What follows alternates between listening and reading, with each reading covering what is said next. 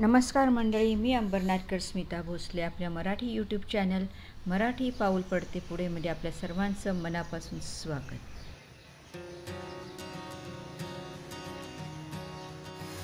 पालेभाजी मार्केटमधून आणल्यानंतर कोवळी असतानाच ती साफ करून ठेवली.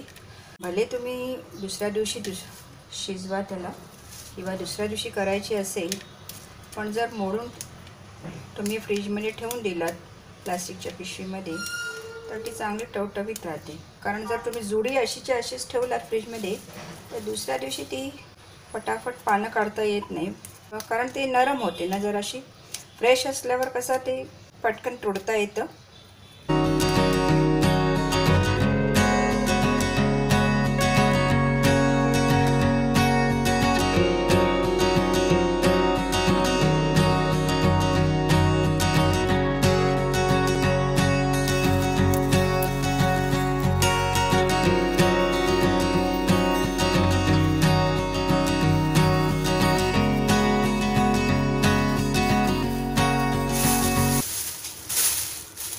आज मी मार्केटला गेली होती. फार छान भाजी मिळाली होती, पाहिजे तशी भेंडी मिळाली. तुम्ही बघा तर अंबरनाथ स्टेशनजवळ बरेच गाववाले असे बसलेले असतात.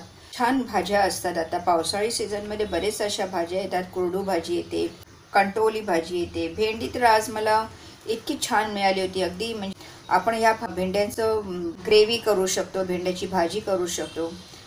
मस्तपैकी भाजी आणि अगदी टवटवीत भेंडी दिसली तेव्हा ही भेंडी मी घेतली. आणि त्याच्याबरोबर मला हा लाल माठसुद्धा दिसला, कारण बरेच दिवस झाले होते पालेभाजी पाऊस असल्यामुळे 2-3 दिवस मी मार्केटला गेली नव्हती.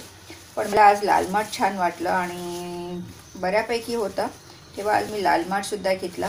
आता टोमॅटो जरा स्वस्त झाले, म्हणजे आज जरा 50 रुपये किलोने होते, तेव्हा मी अर्धा किलोच टोमॅटो आणले. कारण मी टोमॅटो वापरत नाही कुठल्या भाज्यांमध्ये. राहूनसुद्धा ते फ्रीजमध्ये मी टोमॅटो ठेवत नाही, बाहेरच ठेवते. पण बाहेरसुद्धा राहून ते जास्तीत जास्त 8-10 दिवसाच्या वरती तर राहणार नाही. एक पावसाळा सीझन आहे म्हणून एक जास्त दिवस टिकेल, पण तरीसुद्धा मला एवढे काही टोमॅटो लागत नाही म्हणून मी ग्रेव्हीमध्येच टोमॅटो वापरते. आणि सध्या काही आता नॉनव्हेज वगैरेसुद्धा नाही आहे, तेव्हा टोमॅटोचा जास्त वापर काही होणार नाही, तेव्हा मी अर्धा किलोच टोमॅटो घेऊन आले. तुम्हीसुद्धा आता या पावसाळ्या सीझनमध्ये बऱ्याच आता तुम्हाला भाज्या मिळतील. बरेच तुम्हाला आता आहेत अंबरनाथले गाववाले आहेत, त्यांनाही 2 पैसे मिळाले पाहिजेत. आणि आपल्या तब्येतीसाठी, आपल्या हेल्थसाठी सुद्धा फळभाज्या पालेभाज्या ह्या खाव्यात या सीझनमध्ये.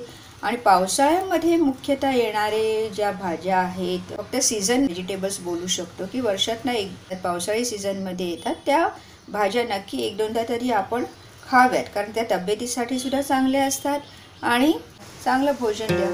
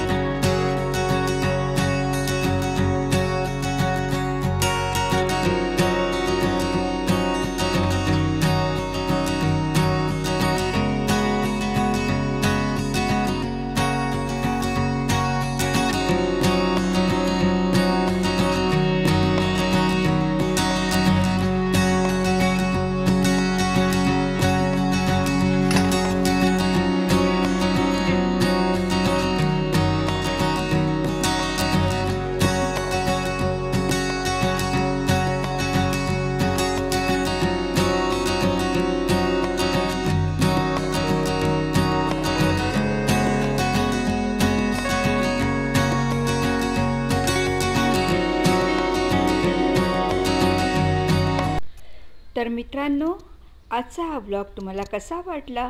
लाईक, शेअर आणि कमेंट करून नक्की कळवा. व्हिडिओ आवडल्यास सबस्क्राईब करा. धन्यवाद.